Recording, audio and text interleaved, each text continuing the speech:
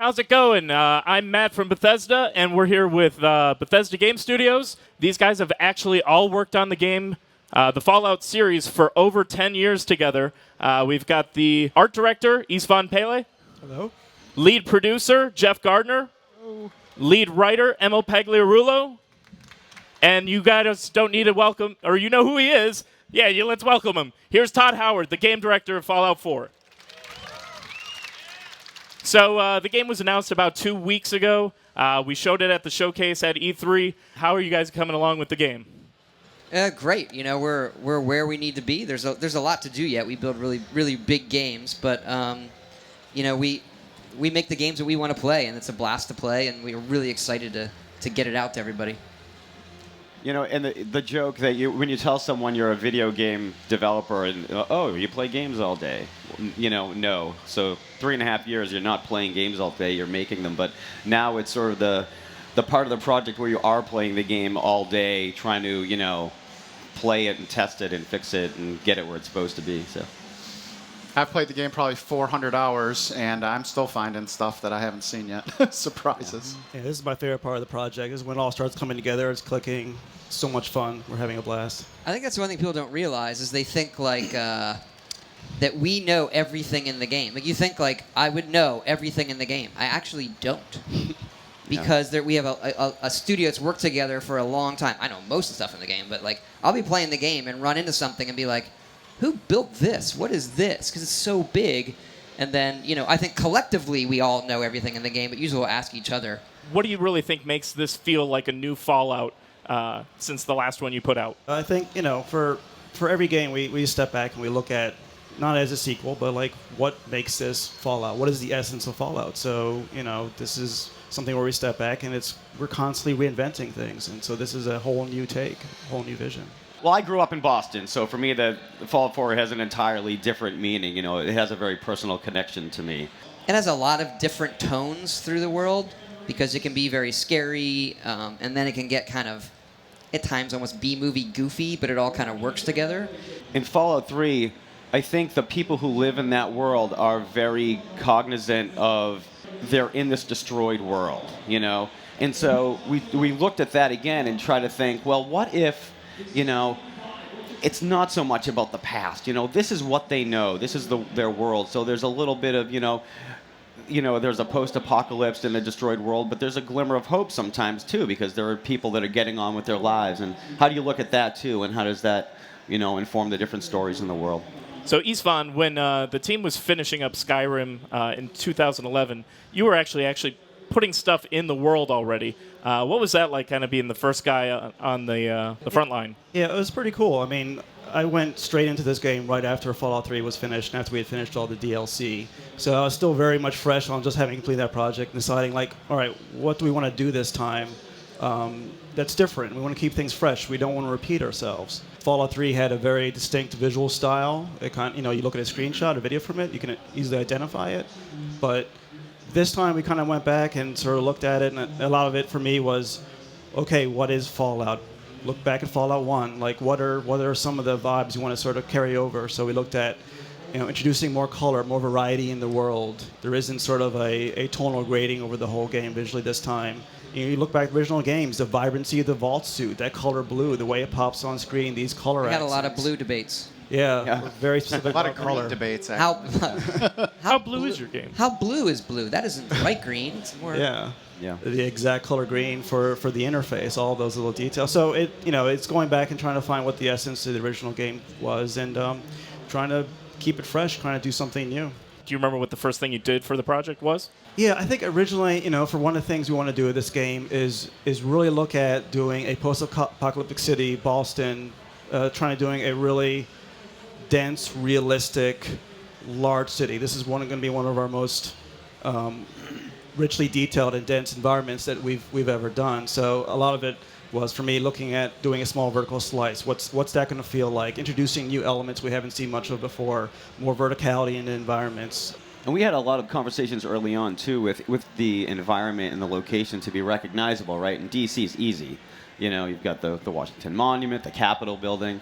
And so that was part of was talking about, you know, what is it visually about Boston that stands out too, that separates it from another city? You know, red brick streets and a lot of classic architecture. That sort of Fenway Park, that stuck out a lot. To Yeah, us. Fenway We Park. got to get Fenway in there in the right way. Yeah.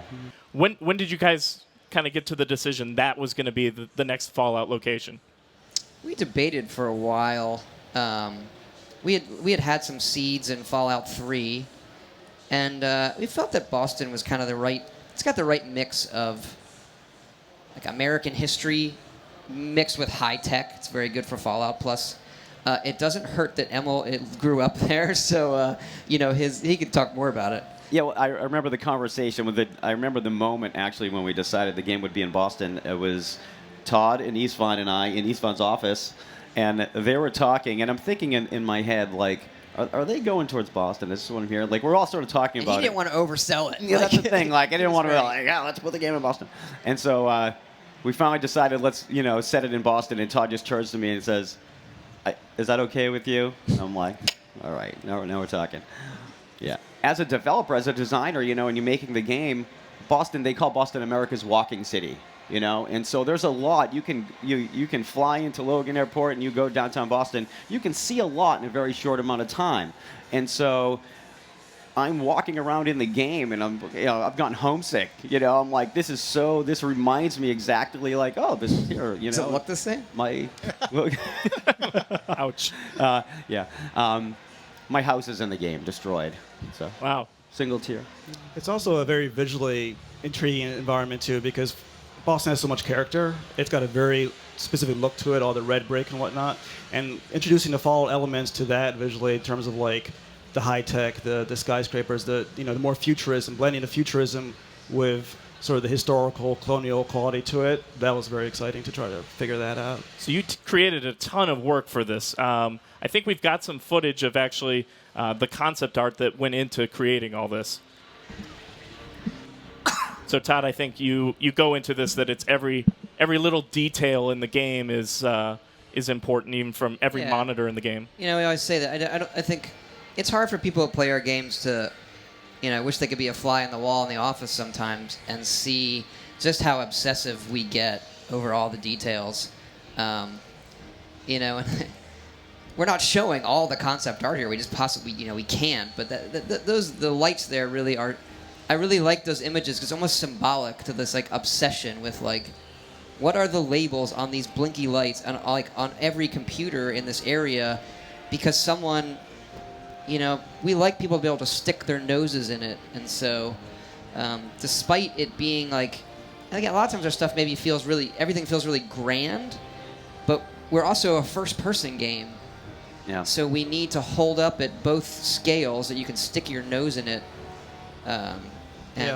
Credit to our artists. They are amazing. Yeah, our concept arts are fantastic, and because of the unique nature of Fallout, like everything has to be designed. Every vehicle, every prop in the world, the architecture. There's so much we have to draw to cover for artists to build them. And you see a fraction of it here. I almost think this video may even do a better job than the footage we put out of showing you the different styles and palettes of what you're going to see in the game world. We actually go back to some of these environments after we built them, paint them over again, and then redo them in the game just to make sure everything's perfect. The lighting and the shadow and how everything interplays. Yeah, early on there were one or two concepts that I think the artists riffed on, just coming up with I think like a city street, and we were like, well, could we actually do that in the game? And it wasn't the way we built spaces before, and we actually ended up changing our process a little bit to make some of these doing architecture like that and showing destruction in a different way. And the big thing we do, and this was tricky with what Istvan was building originally, is that we have a lot more non-loading space because it's all destroyed. So it's harder to do like, here's a big castle gate and you click it. So like, we wanted these really crenulated buildings and with the light coming through it, and so the concept artist could draw really crazy stuff like that. And with the new consoles and the memory and the tech, we're able to build these things where it's a lot more free-flowing. Particularly, downtown was the biggest struggle technically to get going at the detail level we wanted. The building of settlements and the weapon customization, that seems pretty crazy and ambitious for you guys. I think we have some footage of that right here. So did did Hearthfire play a big part into this from Skyrim, or was it just something you wanted to do all along? I wouldn't say we do a little bit of this in all the games we do. So when Hearthfire was being made, we knew we were doing this, but it wasn't. I wouldn't say one had anything to do with the other. It's just this one is completely. It's a completely different animal. So this really became like we'd like to do it. Can we even do it? And I think the inspirations are pretty clear here. Things like Minecraft and other games that we like, and that we could do it really well in a world like Fallout. And I remember discussions actually because Jeff and Todd and our kids were playing Minecraft around the same time, so we would have these discussions about like what are our kids playing, what are they creating, and yeah, Terraria was another one. Yeah, right. Where people will come to your, and one of our artists made that. I just thought it was so awesome. It's like we got to put that in the video. Like that's not. He built that, and then set up all the. You can set up the wires and control them. One of the things we don't show because it's, we couldn't get in the videos. He made a music player too. Like you can make things that play audio tunes and then plug the terminal in and adjust the pitch, and so. That's the visual programming, kind of being able to do that, or how's that work? Yeah, because we have terminals in Fallout, we can kind of get away with like pseudo scripting without you getting in and modding and scripting, because you can build a terminal and then access everything on it. And so as the artists and the other designers make new things, they give them properties, and those properties will feed back to the terminal, and you can see those. So like, it works well in the game, but we're more excited to like get it out to everybody and then see what they make with it. Because you look at what people do with Minecraft, just with basic timers and switches and redstone, it's bonkers. So working on the project, Jeff, does it feel like you're a parent or an overseer making sure all this stuff's getting done to hit the release date? In some regards, I have 5 children, so it's not nearly as difficult as that, honestly. But one's enough for me right now. Yeah. They're wonderful. But like I said, we are blessed to work with some of the best professionals in this industry. We're still sort of a scrappy team in a way. We're just over 100 people, not nearly as big as some of the other studios. So we're able to really have great rapport, an individual rapport with most, all our developers, and really get like this great, I hate the word synergy, but that's what it is, going between different departments. And we empower people to do what they love when they come to our work, and they're really like, what can you contribute today? It's not like we hand them a task sheet or anything along those lines.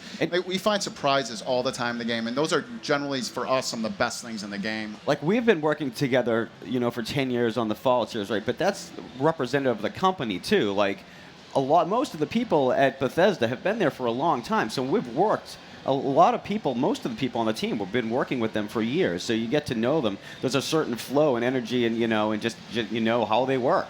And how to communicate effectively with them. And people see the end result of what we do, but we're coming to the office for 4 years, and we spend a lot of time together. And that's, I think our creative energies together, everybody in the team, that really shows through in the game.